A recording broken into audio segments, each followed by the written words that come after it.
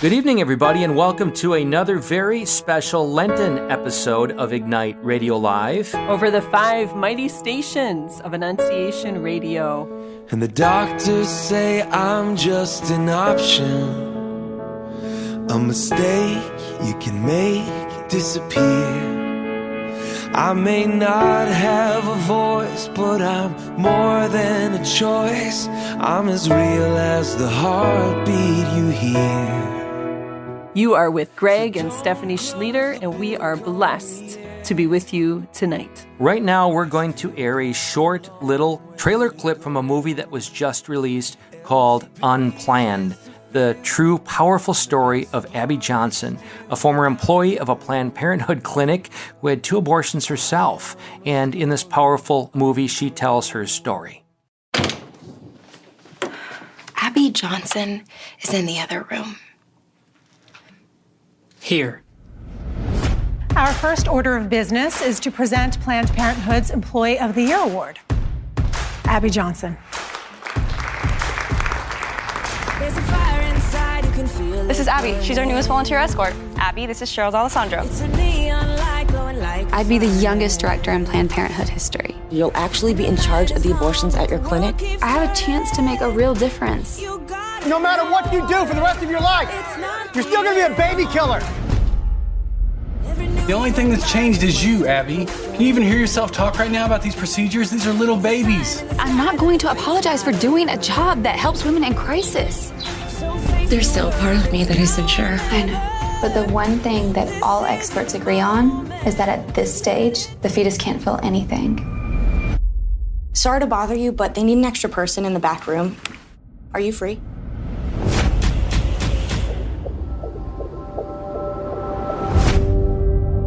I saw it. And it was like it was twisting and fighting for its life. We commend the souls of these hundreds of children. And Lord, we pray to end abortion. I really appreciate what you've done for us. I'll not forget it. 22,000 abortions. How do I even comprehend that? Rough day at the office. You can say that. You're making a mess.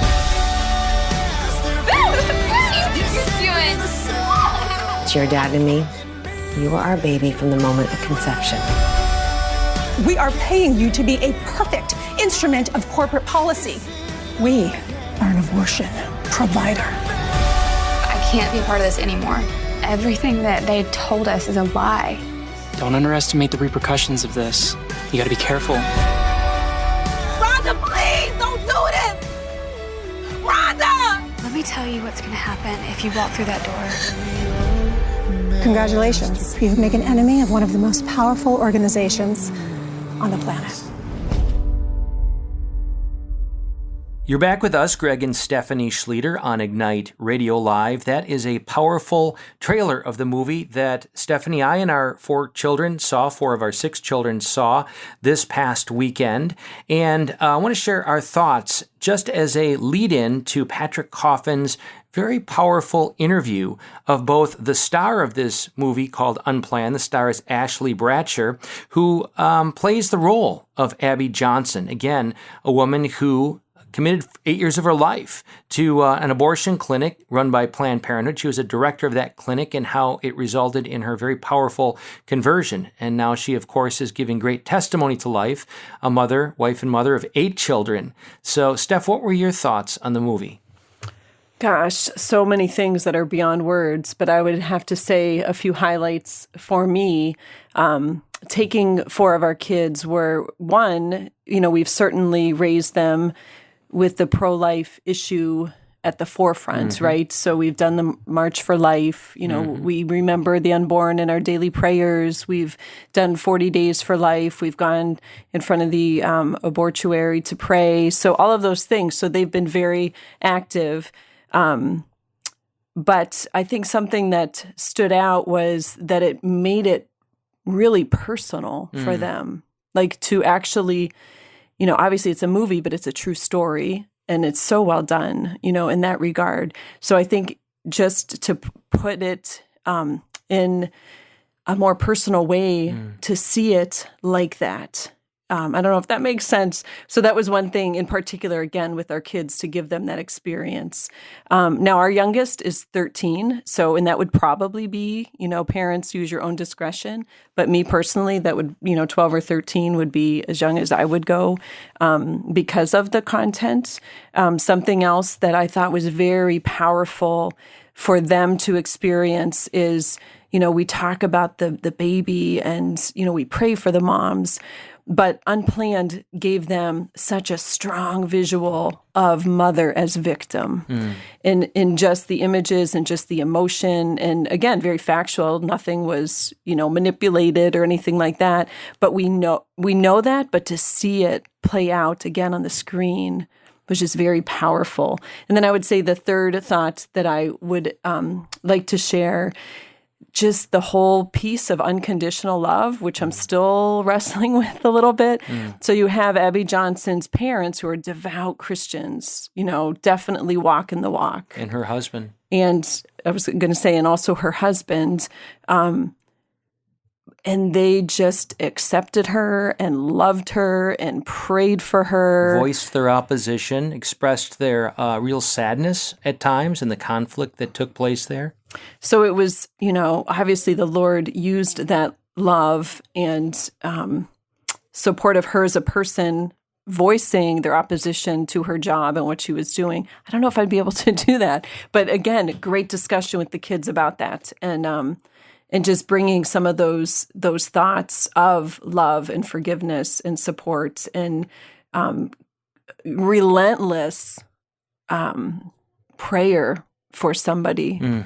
That was just kind of powerful also. So you had the two characters, if you will, with the 40 Days for Life, prominent fixtures in the movie throughout, contrasted by maybe more radical, shall we say, pro-life people who would be at the clinic, the Dead Reaper and the negative assault Grim Reaper, Dead Reaper, Grim Reaper, and others who were less than charitable, shall we say, to women who were coming into the clinic. So the 40 Days for Lifers were, by contrast, constantly loving, constantly supportive, constantly prayerful. It's a very striking portrait of Christianity. They don't accept, obviously, what's going on in the clinic, but they recognize that, we've got to be authentic witnesses to love. And we have to breach that divide and not make it sort of this radicalized us against them, but recognize they're fashioned for God, fashioned to know God, and to keep praying for that. Abby conveyed afterwards that when people were praying outside in the clinic, that the numbers of those who would cancel their appointments increased dramatically, even up to 75%.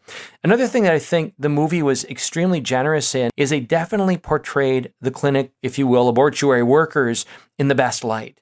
It portrayed their humanity. It portrayed, if you will, maybe a more layered understanding as to why they are there. We may want to reduce them, if you will, to just wanting to kill babies, which I think is a gross misrepresentation of why many are there. Many do regard themselves as genuinely caring for women. Now, in the mix of that, you definitely get the portrait of the confusion. This isn't exactly a spoiler alert, but there was a moment in the movie where Abby had already decided as a clinic director to go forward with her child to have a baby. And here they are in the clinic, her fellow employees celebrating her at the end of the day. What a contrast. That was a very powerful scene. Lock the doors after however many abortions were performed that day, and then to celebrate the life that was coming. I guess the other thought I'd like to share in conclusion, perhaps, is, it's a heavy, right? A heavy topic. A lot of sadness. I mean, we both had tears that we held back sobbing during different times, but you left with hope. Yes, it was very triumphant in the end. Yes. I mean, certainly with, okay, this is what this battle is about, right? I mean, because it's not over. But what a victory, first of all, to even have this movie playing in theaters and it doing so well, and that's just, let's claim the victory in the Lord's name. So I think a renewed vigor of the fight, both the spiritual battle and, practically speaking, but also, again, it left you with the feeling of hope, of the power of prayer and the power of one person. And the effect that she has had, and even for her own soul. And again, spoiler alert, but after Abby had her daughter, it was kind of the one and done mentality. And to know that she has 8 children, and is a homeschooling family and a convert to the Catholic faith, and like just so many victories in the Lord, and loved the reminder that we battle from victory, not for victory. The movie also, I think, marks an important moment in our collective purpose on this earth right now. We may just think that all these events around us are unveiling and maybe inconsequential. We may feel powerless over them. I truly believe with the events of the past months of state legislatures pronouncing death for the unborn at the whim of a mother up to and beyond birth has put it on the national stage and in front of us. And suddenly this movie that's been in production for a couple years is in front of us, and I think addresses us in a manner that, let's face it, popular people, mainstream Americans want to be addressed. That's through story. That's through authentic experience and emotion. I think it's important that we do go out and see this movie. Again, I'd advise age 13, nobody younger than age 13, even though Abby, I noted, did have her 9-year-old son join her, which is interesting. I wouldn't advise that, but hey, she's the protagonist in the film. She's being portrayed. But I do think it's important that we do go see this movie. I think it will have an impact on us. And I think it's also important that it makes a message when we do go see this movie to the rest of the world, that it isn't just an inconsequential, pro-life project movie that is just saccharine and cheesy. I will make a note. It is from the producers of very prominent movies, which in the past I would describe as sort of sermons in dramatic form. Did a little research on these guys. In the beginning, you worry. I'll be honest. The first minute and a half, I'm like, oh no, this is going to be similar in form to some of those other movies, Fireproof, Facing the Giants, that everything is all saccharine and etc. and lacking grit and authenticity. Well, that evaporates fairly quickly as you get into the characters, and you get that they're really endeavoring to keep it honest, to keep it real, and it really does emerge as extraordinarily believable. This does correspond, by the way, to Abby's book by the same title called Unplanned. So you're with Greg and Stephanie Schlueter on Ignite Radio Live on this night in a particular way at this moment in history, drawing your attention to a very powerful cultural moment for us all, that we can really help support the hopeful conversion of this entire country to embrace life as God designed us to live it by supporting and going to this movie Unplanned in theaters, now breaking out, I believe, to 600 theaters. There's a bit of a media blackout, if you will, throughout this country. And I think that's being overwhelmed right now with this first weekend showing. So go see it, Unplanned, theater near you. God bless you. Welcome to the Patrick Coffin Show. So glad you're hanging out. We have a first here. This is a two-hander interview, but not split screen. So no crosstalk, no problems. We're going to talk with Abby Johnson, who wrote the 2014 best-selling book Unplanned. I know Abby. You've interviewed her a bunch of times, most recently at the March for Life in San Francisco, and I saw her last week at the Hollywood premiere of the movie version of Unplanned. So Abby is our second interview, and we'll start with the actress who plays her in the film, actress Ashley Bratcher. Coming up on The Patrick Coffin Show. Touching that dial is strictly prohibited.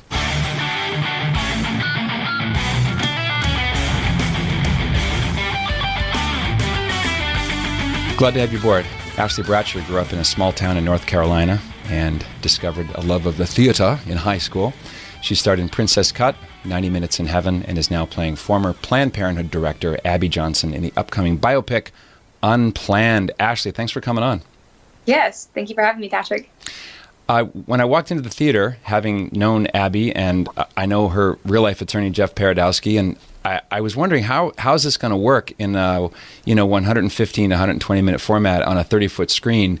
Like, what's going to be left out and what's going to be included? And I have to say, at the top, I did not expect your performance. I thought this is going to be a nice pro-life movie that Christians can, feel good about themselves, and it'll come and go in a week. But you really brought it, and I wanted to ask you about how you first heard about Abby Johnson at all, and what was it like walking into the auditions? Well, I didn't know anything about Abby until I decided to audition. I had a random Instagram follower who doesn't work in the film industry, had just been committed to praying for people in the industry. And somehow she thought of me, and she had seen this casting go out, and she messaged me and said, Ashley, I think that God is telling me you're meant to play this role. Well, I didn't know her, so I thought she was crazy, and I was kind of like, oh, ha, ha, ha, thank you so much. That's very sweet. And I blew it off. Well, a couple weeks later, she was really persistent, and she said, Ashley, you really, really need to audition for this role. Will you please audition? And so I said, okay, why not? Just send me the script, and I'll take a look at it. And when I got the script, I was blown away by Abby. I thought she was super cool. She worked at Planned Parenthood, and that was really all I knew about it, but I liked her personality and her spunk. And after that, I looked her up. And when I looked her up and I heard her testimony, that was what really rocked my world. And I knew after I heard what she described happening in that abortion procedure she witnessed, that I had just been blind. I had no idea. And my heart was broken. I wanted to be a part of this project, and I wanted to tell the story. Ashley, I think a lot of people who grew up in, say, nominally Christian homes, or people who would generally describe themselves as pro-life, are still unaware of what kind of procedures go into the abortion procedure. At what stage in gestation? Was that a learning curve? I mean, at playing Abby, you saw the ultrasound, which is, to me, the heart of the film right there. But did you read into how long into the pregnancy it's permitted by law? What are the different methods of abortion? Because I think people, they would get out of their slumber if they knew what abortion is, instead of just a word that's used in an argument. Yeah, exactly. And that was where I stood before. I think I was in line with the general public in the sense that we don't really know what happens during an abortion procedure. We don't know most of the legislation that deals with abortion. I have a child of my own, and even still, I didn't think that much about fetal development before. And a 13-week-old baby, you see a child. I mean, there is no denying that it has fully formed hands, fingers, toes. And that was what she witnessed in the procedure she saw in the ultrasound guided abortion. And even a child at around 21 days has a beating heart. These are things that I wasn't thinking about beforehand. I think a lot of people don't consider it until we put a face to the victim, and that's what the movie does. I've interviewed the late Bernard Nathanson, one of the co-founders of the National Abortion Rights Action League, and he's played by Nick Loeb, whom I've interviewed as well for the upcoming Roe v. Wade movie. And it was the 1970s era, really primitive fetology images that Dr. Nathanson saw for the first time. He had actually aborted one of his own sons. And so it's when you have evidence in front of you, that's the game changer. And this movie, I wanted to ask you about the rated R thing, because when I first read this, not having seen the film, I thought, oh, great, Hollywood's giving Unplanned the Mel Gibson Passion of the Christ treatment. Oh, that's ridiculous. But it's very visceral, and not just your performance, but what happens to Abby as you portray her. It's a realistic depiction. There's an unflinching look at what happens. Yeah, I mean, I think that abortion is R-rated, and the NPAA really just admitted that it is a disturbing and violent act. So if this is women's health care, then why is it considered violent and disturbing by Hollywood? I mean, I think it brings it to the forefront of the conversation, because now people who are going around saying, oh, there's nothing wrong with having an abortion. Okay, well, then why is this movie rated R? Yeah. That's interesting. Yeah. That's a good point. And we don't do it to be gratuitous. Like you said, we do it to tell the truth. And there's nothing about the film that just is bloody and gore for the sake of being bloody and gory. It is just an actual true depiction of what Abby saw. It's intense, yes. It is disturbing, but it's something that America needs to see. And I will say, I took my 9-year-old son to see the movie. I had to shield him at certain points, but he got just as much out of it as any adult I know, and he really did. And there were points, like I said, where he needed to lean in and cover his eyes and ears. But he gets it, man. And I think that we sometimes underestimate kids and what they understand. And this is a conversation we need to be having with our kids, because if we're not, somebody else is. Yeah, agree in full. Children, because they're innocent, they want justice to be done. They don't want. I've got 2 daughters myself, and they've got a nose for fake news. They can tell when you're being authentic. I understand that Carrie Solomon and Chuck Konzelman refused to alter any of the scenes just for the sake of living with rated R. And I think the rated R is going to backfire. I think this is going to be rated R for recommended by people who want others to see the film. Yeah, no, I completely agree. And I have said from the very beginning, I have so much admiration and respect for Chuck and Carrie because they have been such faithful leaders. Every part of this production has been strategically planned in prayer. So anything that they have done, I am just fully in support of. I know that they are really dedicating this film to the Lord. I never thought about the rated R being a backhanded admission of the stark and brutal nature of abortion procedures. All the more brutal the closer you get to birth. And I was thinking about the phrase, abortion should be safe, legal, and rare. Right. Why? Why rare? Why not morning, noon, and night? That's not the mantra anymore, though. I mean, the liberal agenda is making abortion available on demand. Let's be real. These new radical laws that are being passed in New York and Vermont are proof that it's not about making abortion rare. That's not the case at all. And then if you want to go further and talk about abortion being safe, people are saying, well, if Roe v. Wade is overturned, women are going to have these back alley abortions. Well, you know what? Those kind of unsafe procedures are happening right now already. Yeah. You go to checkmyclinic.org, which is partnered with Abby's foundation. You can see the health records of any abortion clinic across the United States.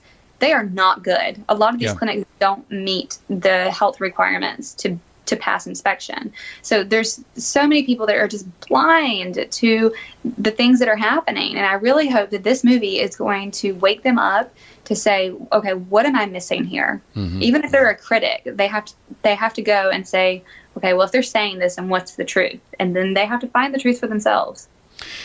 I never thought about this safe, legal, and rare thing. I think that may be something that belongs to the Clinton era. And now you see this whole brand of pro-choice activists now with T-shirts like, I don't regret my abortion. It's like, yes, it's killing a baby. What's your point? Move on. There's a hardening of the positions. And I think that people all have their own ways of coping with trauma in their life. And that is definitely one thing that I think women do is they harden up and they try to put on this tough exterior and say, I don't regret it at all. When the reality is, it's a traumatic thing. No woman walks into an abortion clinic confident and happy to have an abortion. That is just not true. Abortion happens because women feel vulnerable and weak. They don't go in because they're confident, strong women. So for someone to come out of that situation and have a shirt that says, I don't regret my abortion, that's someone who's really dealing with something that they haven't come to terms with yet. Yeah, it's almost like they're proving too much by the T-shirt. Mm-hmm. One of the things that impresses me about Abby as a person is that she smothers you, and by you I mean the other side, the people with whom she used to work and all the people who maybe are listening now are considering abortion. She smothers you with kindness. She's full of joy. There's no Bible thumping. There's no moralizing. There's this insight, and you bring it across well playing her in the film, that people who walk into a clinic think they're going to be happy. They don't wake up on a Tuesday and go, how can I offend God and kill my baby? I know, abortion. There's a desire there to be peaceful and happy, to have a solution provided that's going to help. Of course, it backfires. Yeah. Someone I heard talk about this, I think it was Victoria Robinson with Save the Stork. She said, abortion is a temporary solution to a permanent problem. And she said she's a post-abortive woman herself, and she's seen the movie, and she said that the abortion is something she's had to live with and thought about for her entire life, and she will until the day she dies. The film, I'm not going to do any spoiler alerts, but it's the kind of story that it's paradoxical because it's gentle, but it's also it's brutal in the after effects and what flows from the decision to have an abortion. And I think it's something that everyone who watches, it's going to be personal for them. I just read your Fox essay where you talk about your mom's disclosure to you. For folks who have never heard that, I know you've probably been asked about it, but I wanted to ask you about what your mother disclosed to you when she learned that you had the role and you unfolded what the movie's about. What did she tell you? Yeah, so when I booked the role, I was only given a 5-hour notice to get on the plane, head out, pack my bags, be in Oklahoma for 7-8 weeks to film. And without hesitation, I had prayed about it. I knew the answer was going to be yes. Got on the plane. Nobody knew I was gone except for my husband, my son, my sister. So my mom called me on the 4th day and had no idea what I was doing. I wanted to share with her about the movie. I was very hesitant in how I was going to do that because she had told me when she was in high school she'd had an abortion. I didn't want her to think that I loved her any less or that I was judging her, because this is a really beautiful movie about grace and hope and forgiveness, and I wanted to express that to her. So as I started explaining Abby's story, she became very emotional, and to the point that I just could feel her spirit breaking. She said to me, "Ashley, I need to tell you something that I never told you before. What you don't know is that when I was 19, I was in the clinic for the 2nd time, and I had been called back. I was being examined on the table by a very pregnant nurse. I got very sick to my stomach. I knew I couldn't go through with it. I got up, I walked out, and I chose you." I never knew that story. I had no idea that I had been spared. My life was spared from abortion because no one ever told me. Like, this is not a conversation that you just, like your dad's just like, "Hey, when we were pregnant with you, we thought about having an abortion. We went to the clinic." Like, no, that wasn't a conversation we had. And it's also very different to hear your parents say, like, "We considered abortion," versus "I was on the table." Yeah. Like, literally seconds, minutes away from not having the opportunity to live the life that you've lived is a lot to process. And especially sitting on set, getting ready to tell Abby Johnson's story. What? I mean, it blew my mind that God had just brought my story full circle to be here for such a time as this, to tell Abby's story to the world. Has your mom seen the film? She hasn't yet. She's going to see it for the first time on Wednesday. So very soon. It's just so, only, this is something only the Holy Spirit could have arranged. If you tried to sell that story as a script, they would laugh, saying, "Yeah, right." Yeah, right. So but go ahead. I found that my story is a lot of people's story. Since I've come out and talked about it, a lot of followers and fans have reached out to me to say, "I never told this to anybody, but I was in the same position as your mom." I can't even believe how, anyone who was born, like you said, after 1973, it could have easily been you or me. Yeah. I've seen a T-shirt campaign. "I survived Roe v. Wade." I made it through. Amazing. I also think the film is going to touch people who've lost children. The scene that really got me at the premiere, I'll tell you flat out, was the speech that you as Abby gives through the bars of all those flowers, addressing her deceased children. My wife and I lost a baby girl 7 years ago at age 15 days.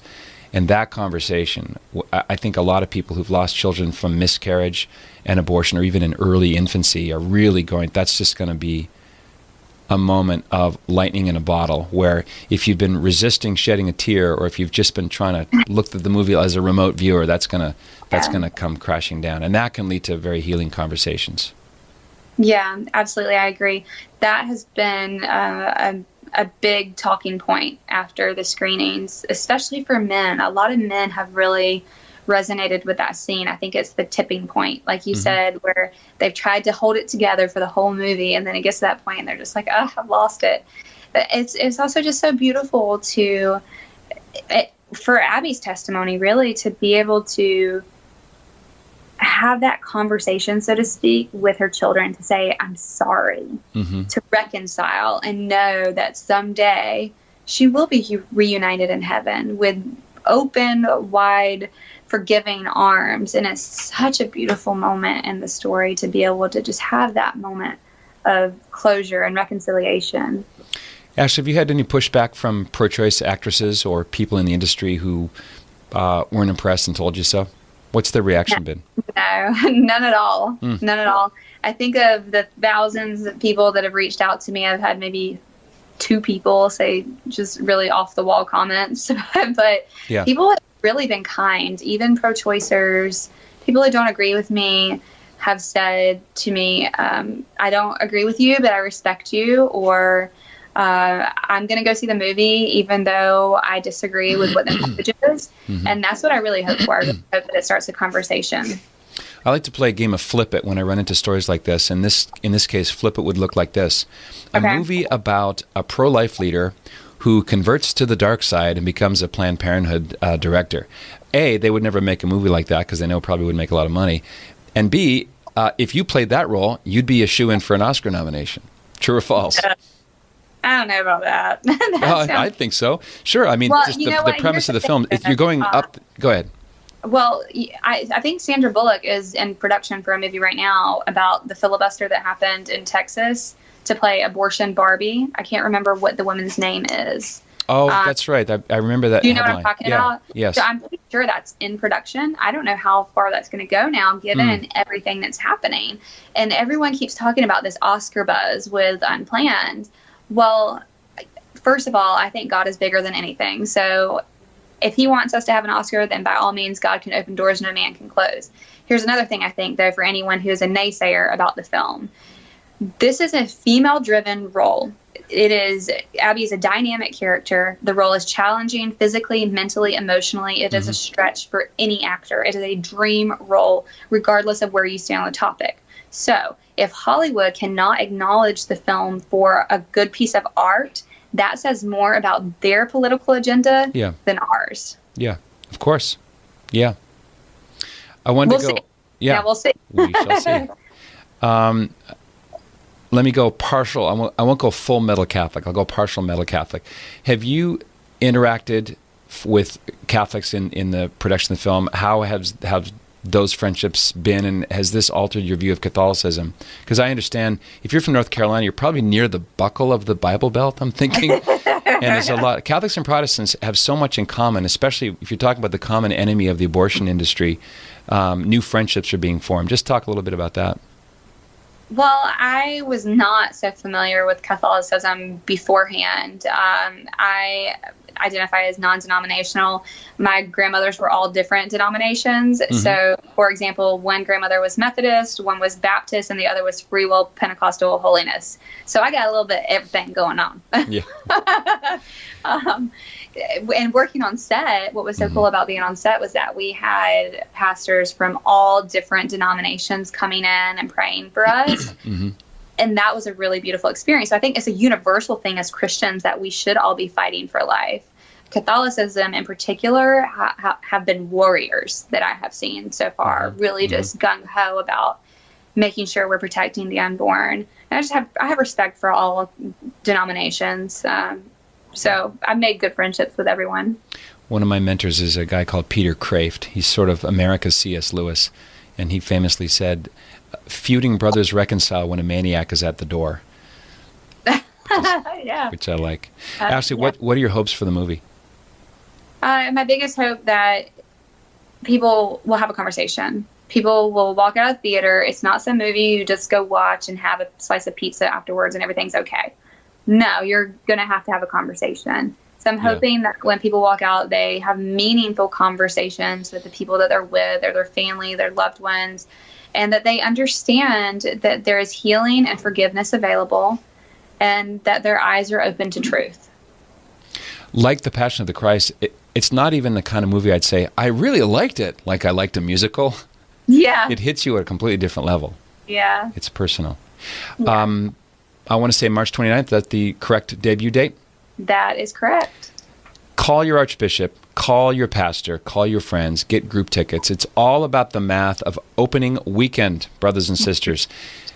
Give Unplanned what it deserves, which is a wide reader audience. If that first weekend goes well, it has a chance to have legs all over the world. If you're listening through the magical land of tomorrow on this podcast, go rent it. Support the people who made this. I think it's a big game changer in the way it's done, not just the what, but the way. Ashley Bratcher, thanks for being a gift. Thanks for your time.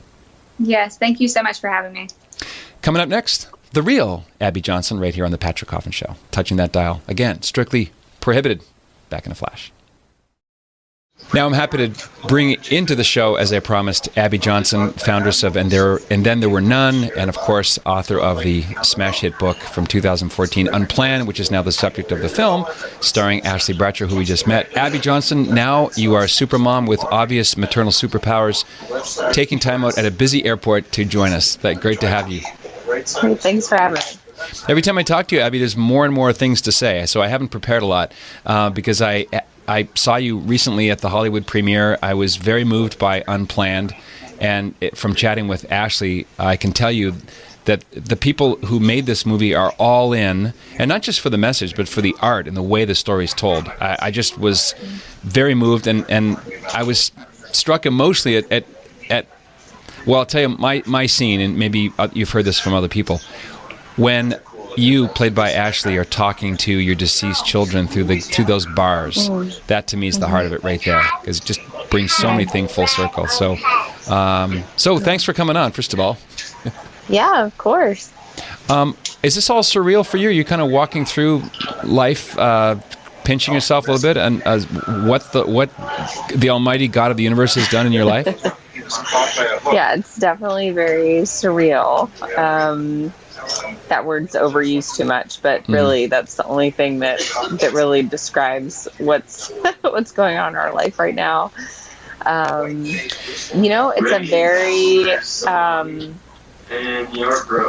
a very vulnerable place to be, just having people. It's one thing to write your story, but it's very different to have it out visually, where people can see it.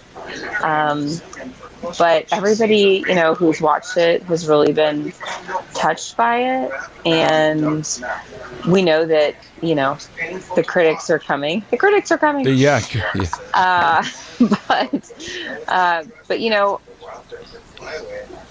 We're just really confident in this beautiful film that we've put out, and I tell you what, no matter where you stand on the issue, I think that you do leave this film changed, and that's really what we wanted.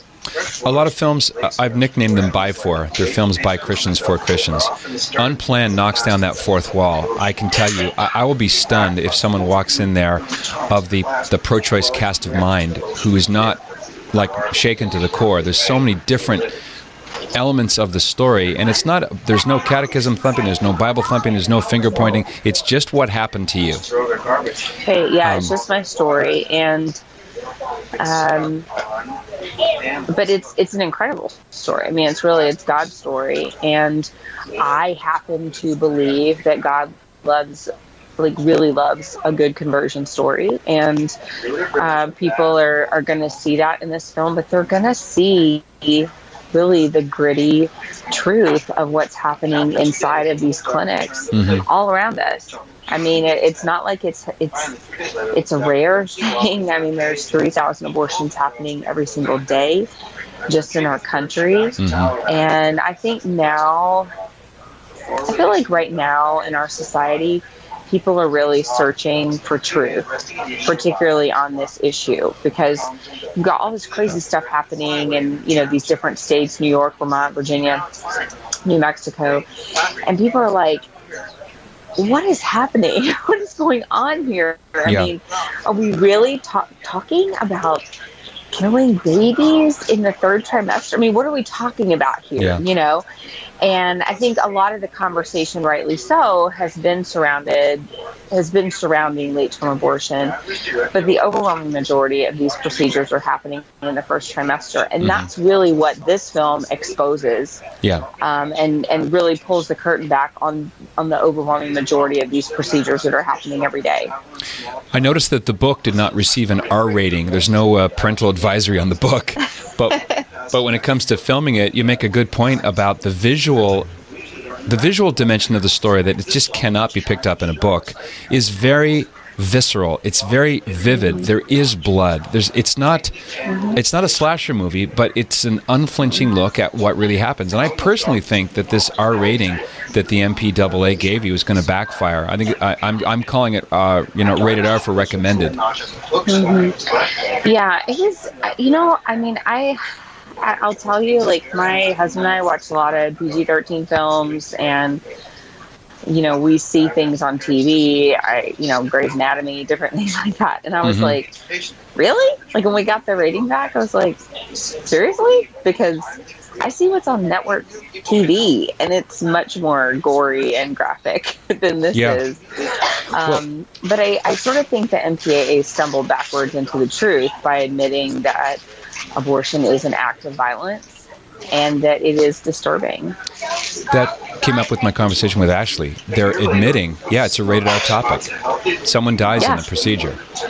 Exactly. And I do think that I think if kids are going to see this, I do think that they should see it with their parents. I mean, that is the appropriate person to go see this film with, because there does need to be ongoing dialogue and conversation about what they have seen in that film. Yeah, my kids are down for it, for sure. I mean, every teens and kids are going to have different levels of sensitivity.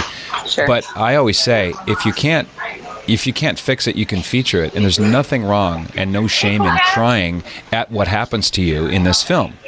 That's a natural response. It would be unnatural if you sat there like a zombie going, interesting, let's go for dinner now, right? Right. Yeah, exactly. My 12-year-old saw it. And, she was very impacted by it.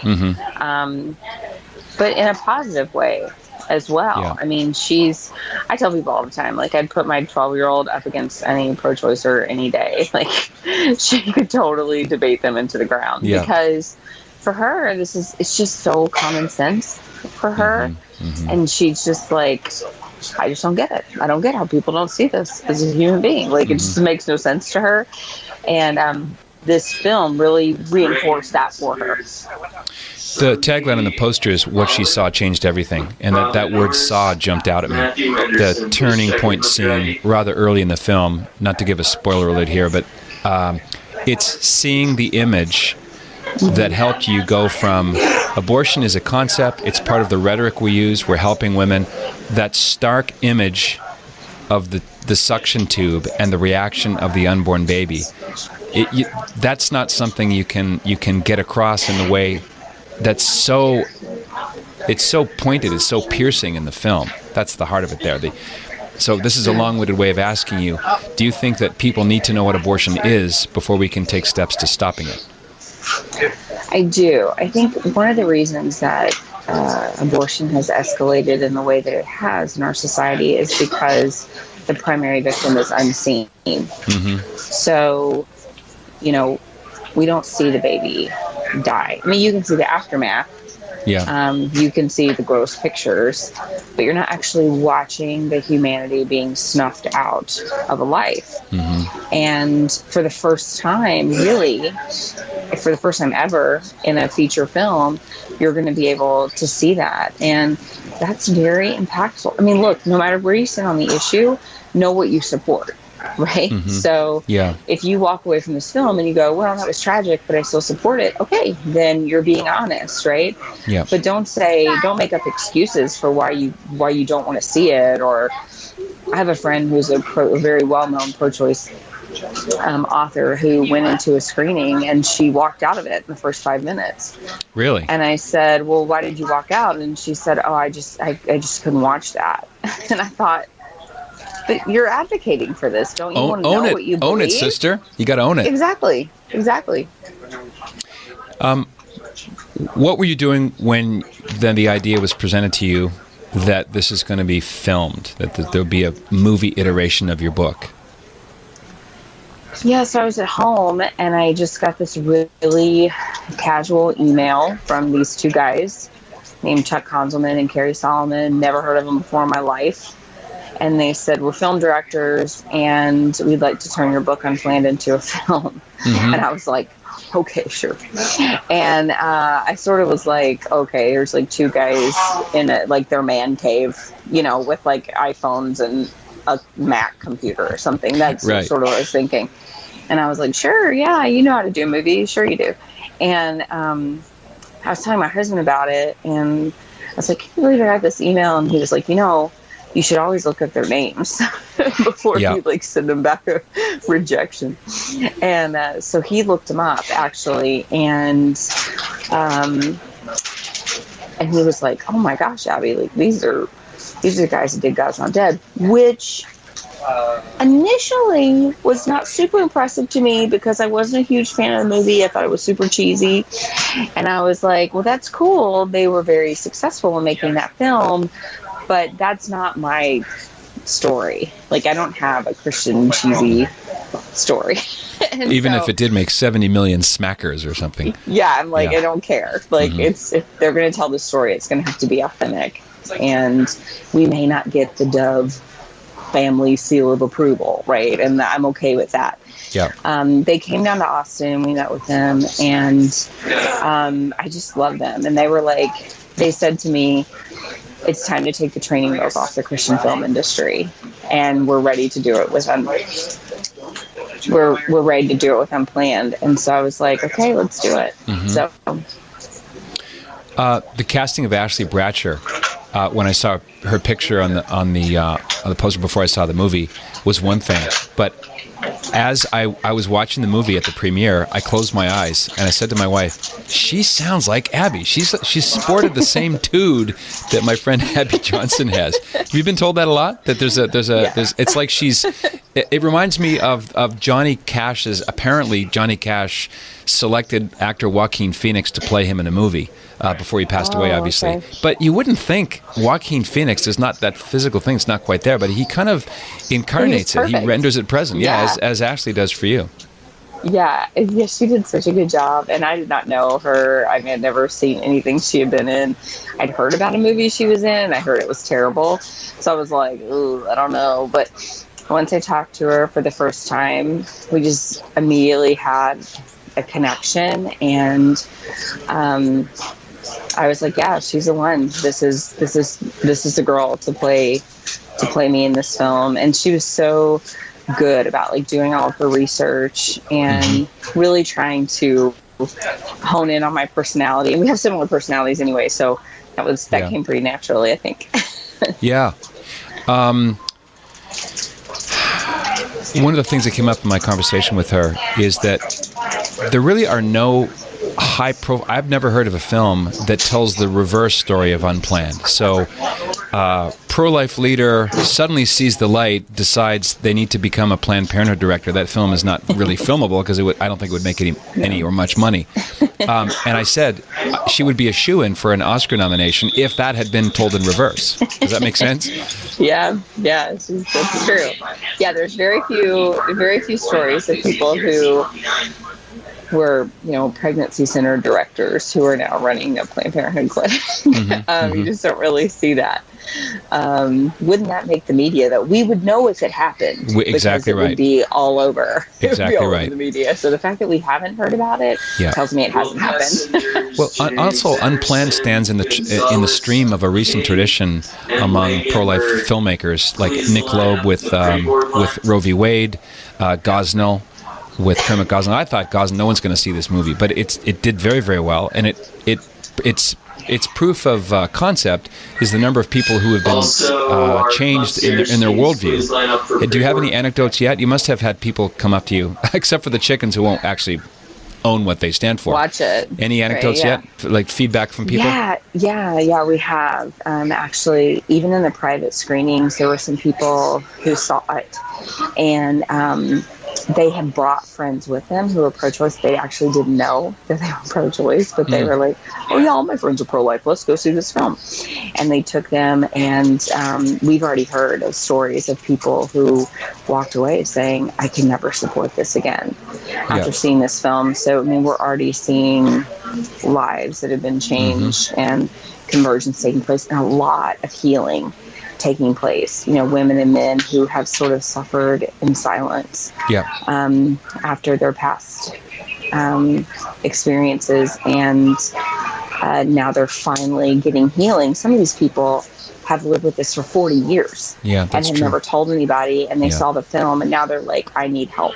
So that is a huge, huge victory for the Lord. There were a lot of sobs during the whole film. It's kind of an unremitting ride. I was laughing with our mutual friend Jeff Paradowski afterward that his character Kaiser Johnson really brought levity. The sort of strutting Texas attorney. That was like the almost comic relief. You did need it. Yeah, it was a welcome change up. Yes. Right. Yeah, you definitely needed that. My husband, they cast him as funny. Jeff was very good. I was like, I'm funny. They could have made me funny. They didn't make me funny, but it's okay. And you are now, as we record this, looking forward to the appearance of baby number 8. That's right. Yeah, let's hope it doesn't happen on the plane. Yeah, yes, our lips to God's ears. What are your hopes for Unplanned, the movie version, Abby?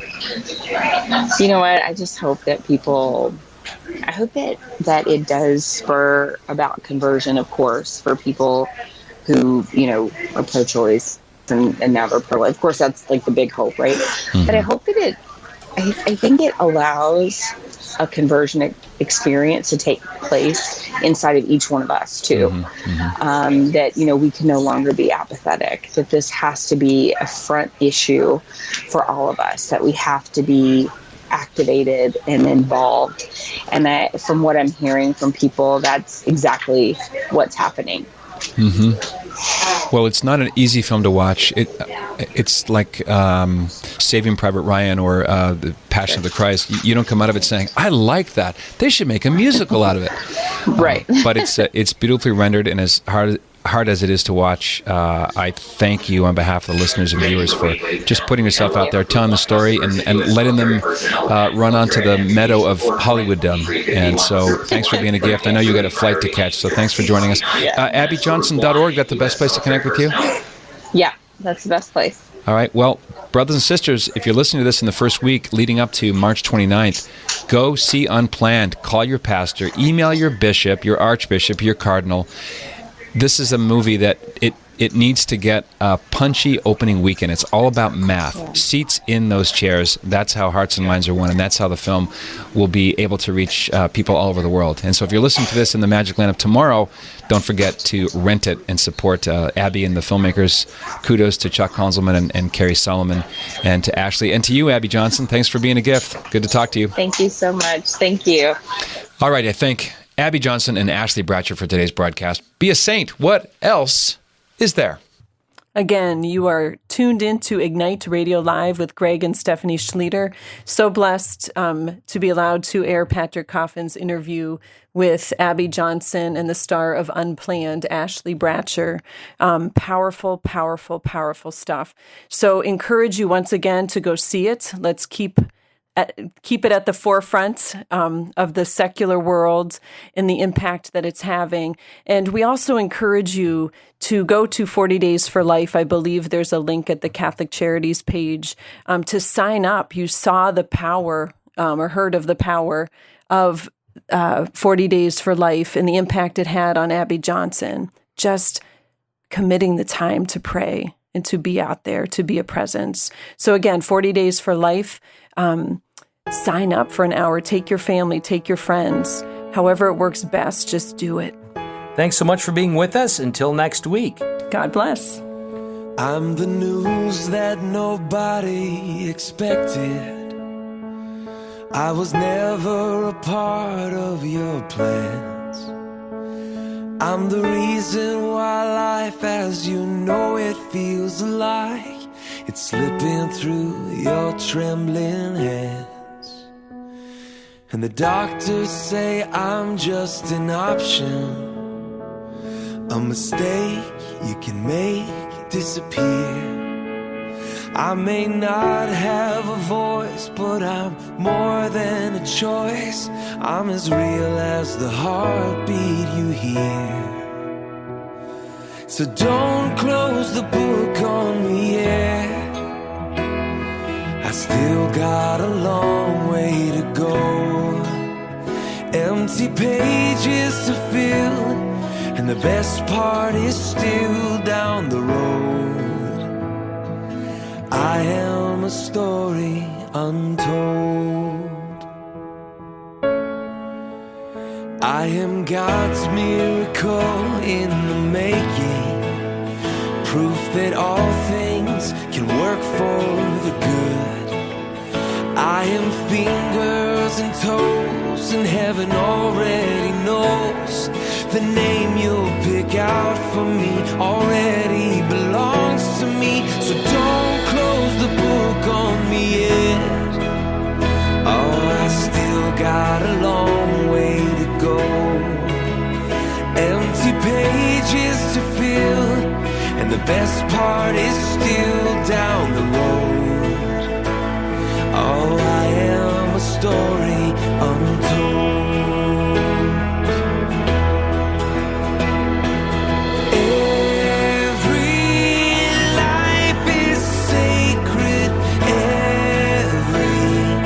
Life is a gift, and every life deserves the chance to live.